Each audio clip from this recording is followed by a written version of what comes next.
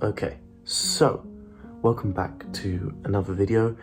Today we're going to go over what do publishers look for in new authors. Now this is one that I can actually talk about a huge amount on because we get new submissions daily almost, because we have a period of time when we have when we look for new submissions from authors, and we actually have our submissions open right now for manuscripts, which ends on March 31st. So at the end of this month. I think there's 31 days in March, unless I'm going crazy. Oh dear, that'd be terrible if I get that wrong. But yeah, anyways, end of this month, whether it's 30th, 31st, that's the last day of our submissions. So if you do have a manuscript, definitely do send it across to us. I'll leave our email link now. But yeah, so today we're going to go over just a couple things publishing houses look for in new submissions. Now, I'm only going to talk about it from our perspective. We're a small publishing house that caters both to readers and writers.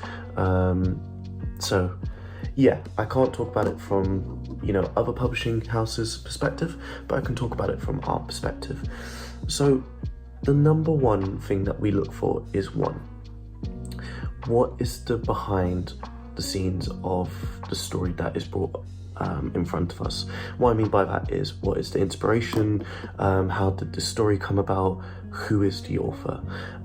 That means a great deal to us because it gives us an insight into the manuscript itself.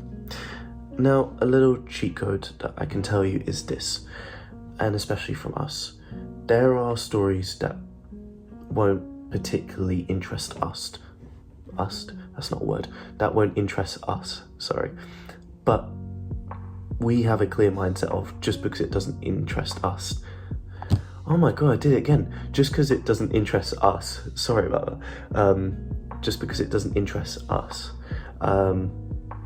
it doesn't mean that the story's terrible. It actually means the opposite. What I mean by that is that I am not the sole reader. If I'm reading the manuscript, I'm not the sole reader. If someone else in the publishing house is reading the manuscript, they're not the sole reader. There is a story out there for everyone. Now, are some genres more niche than others? Yeah, absolutely.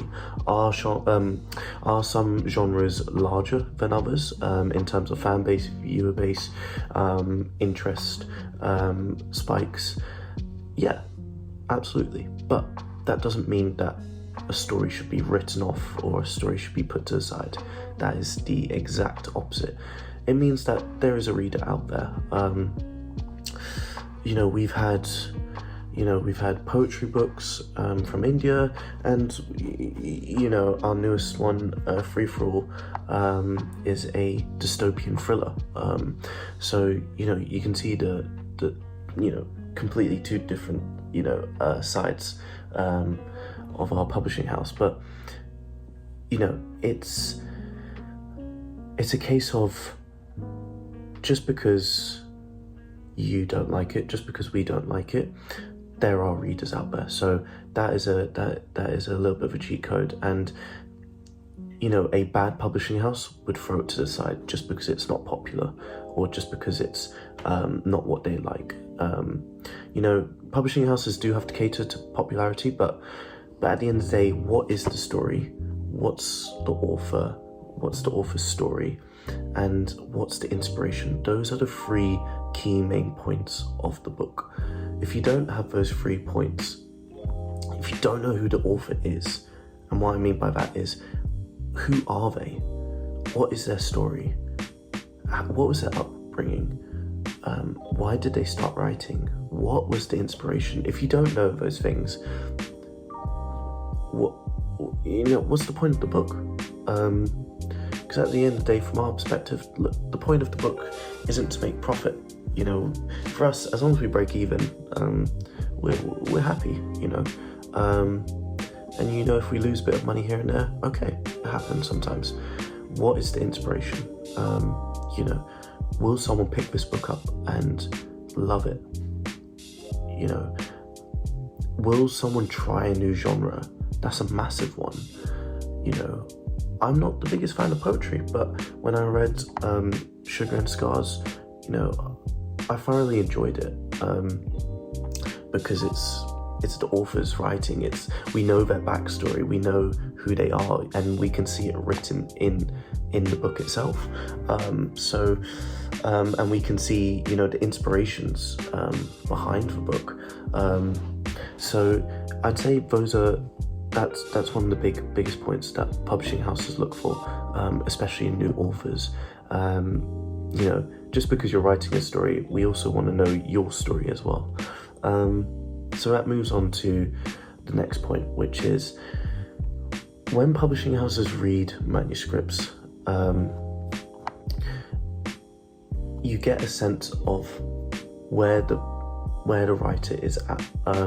For us, this is more specific to us because we accept from the first words to the final manuscript. So, you know, we've had manuscripts where the structure is all off. There could be more added to it. And we've had manuscripts which have been near perfect, where it just needs one revision, one edit, and that's it. So, you know, we look at what is the core idea of the book. If the core idea is something which, I need to word this properly because there are exceptions to this, but what I'm going to say is, if the core idea is something which is tough to understand, it's going to be very tough to get across to the reader. Now, there are exceptions to that rule, of course, but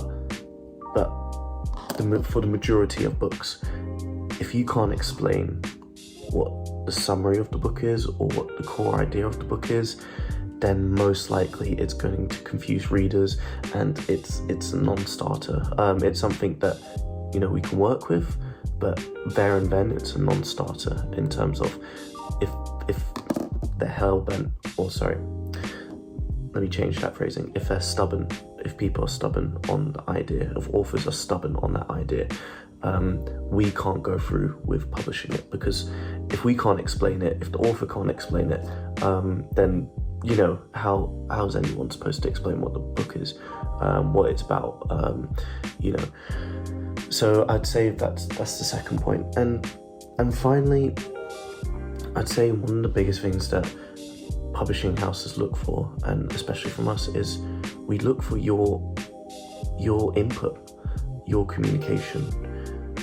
You know, this isn't our story at the end of the day. We are publishing it. We are helping to bring it to life, but it's not written by me, you know, or it's not written by someone at Drylam Publishing.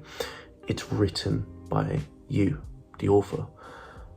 So own it, and that includes, you know, that includes, you know, ideas and things, you know, throughout the publishing process, that can be brought to life. You know, one example is merchandise. If you have a vision for something in merchandising, you know, we can, as a publishing house, we can bring that to life, but we can't bring it to life if it's not communicated. Otherwise, we'll just put our own ideas into the merchandise. You know, posters, stuff like that, events, you know, is there inspirations behind the book that you want in the event? You know, make it yours. That is the key that I would say, because I think a lot of times publishing houses will say, well, you signed the contract, it's ours, you know, it is yours in copyright, but, you know, we're publishing it now, you know, this is our process. For me, that's the wrong mindset, and, you know, at times everyone needs to be humbled, and that includes me, and that includes the publishing house as well, Drylam Publishing.